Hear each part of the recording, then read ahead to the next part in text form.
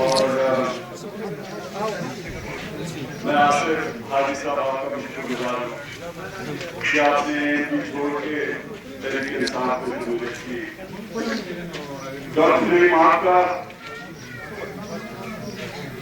और हाजी मुगल खान आपका भी शुक्रगुजार हूँ कि आपने आज तेरे के साथ मुझे की।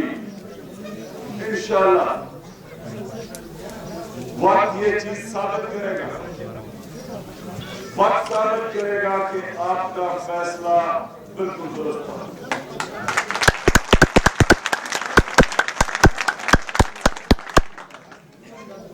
मेरे बुजुर्गों और नौजवानों, ISF के नौजवानों खास तौर पे, क्योंकि आपके हाथ में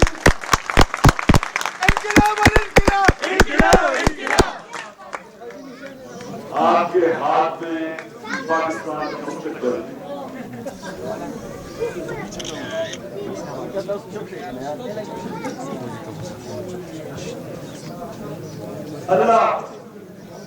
अल्लाह कुरान में कहता है कि मैं कभी किसी कौम की हालत नहीं बदलता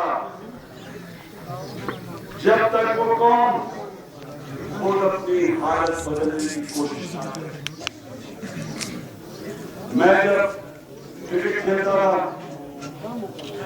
बाकी खिलाड़ियों से 10 गुना ज्यादा मेहनत करता था। मेरे अल्लाह से दुआ मांगता था कि अल्लाह मुझे कामयाब करे।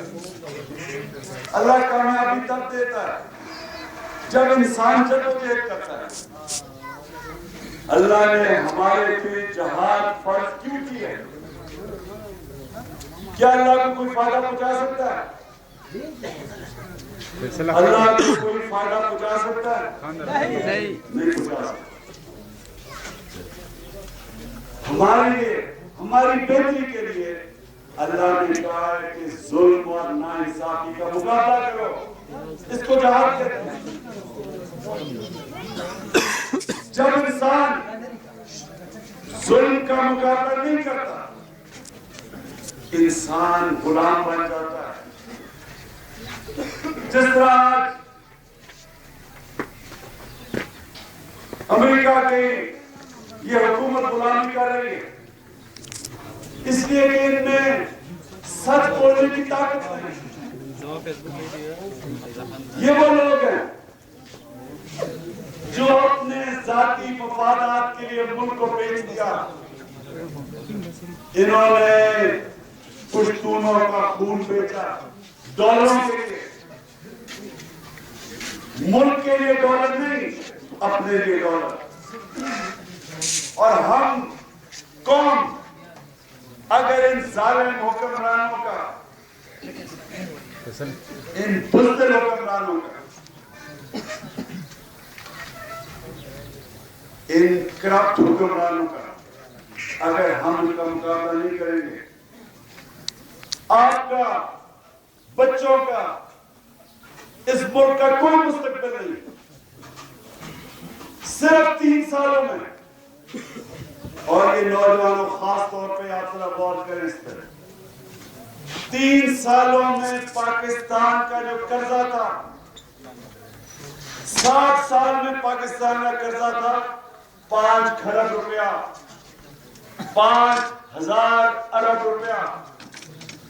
सिर्फ 3 सालों में इन हुक्मरानों ने 5 से पाकिस्तान का कर्जा 10 खरब पे कर दिया। सारी तारीख में 60 सालों में 5 खरब रुपया, और 3 सालों में इन्होंने 5,000 अरब रुपया कर्जा आपको चढ़ा दिया। ये कर्जे की किस्तें आप महंगाई के जरिए देंगे। बिजली महंगी, पेट्रोल महंगा, गैस महंगा, खाना महंगा, जीना महंगा। ये कर्जों की किस्तें अदा करेंगे आप। और ये हमें सजा है कि हमने जालिम हुक्मरानों का मुकाबला नहीं किया, इनके सामने खड़े नहीं हुए। हमारे में जुर्रत नहीं थी इनके सामने सच बोलने की। इनको पता थी कि कौन लोग हैं।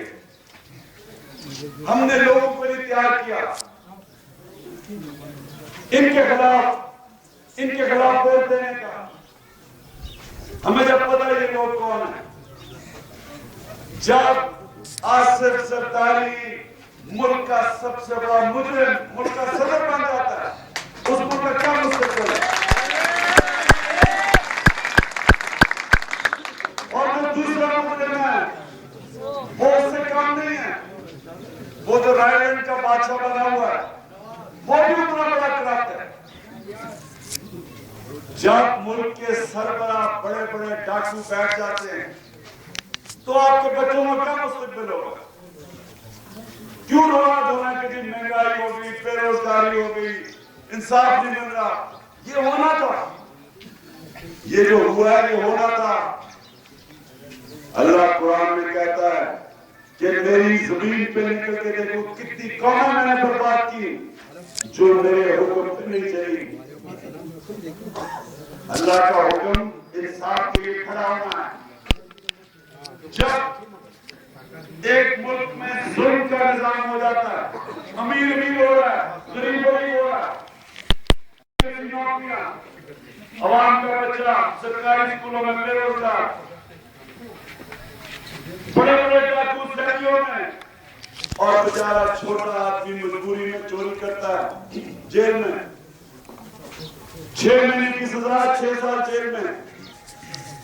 मैं जब जेल में था, इधर ही पख्तूनख्वा का एक बेचारा नौजवान 6 साल से जेल में था, और अगर उसको सजा मिली होती वो ज्यादा तक नहीं पहुंचा अभी तक 6 साल में, उसकी ज्यादा से ज्यादा 6 महीने की सजा, 6 साल से बेचारा जेल में, क्योंकि गरीब आदमी। इस निजाम के मुताबिक हजरत अली ने फरमाया था कि कुफर का निजाम चल जाएगा लेकिन जुल्म का निजाम नहीं चल सकता, ये नहीं चल सकता। ड्रोन अटैक्स हो रहे हैं, हमारे बेचारे लोग मारे जा रहे हैं, जो मरता है दहशतगर्द है, कोई पूछने वाला नहीं कि क्या बेचारे औरतें बच्चे मारे गए, बेकसूर लोग मारे जा रहे हैं, कोई बोलने वाला नहीं। तो आज आपके पास मुझे जो मौका मिला, मैं आपको जगाने आया हूं, आप सबको तैयार करने आया हूं कि एक दिन हमने अपने निकलना सड़कों पर। इमरान तेरे जानिसार बेशुमार